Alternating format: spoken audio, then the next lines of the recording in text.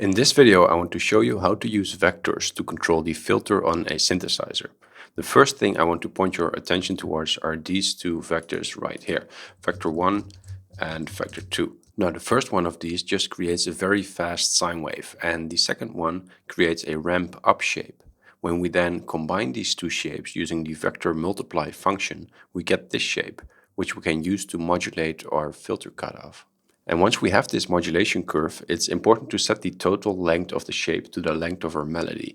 And this takes a little bit of math, but don't worry. All we need to do is dividing the number of bars by the size value, which we do right here. So in our case, there are 4 bars and we divide this by 768.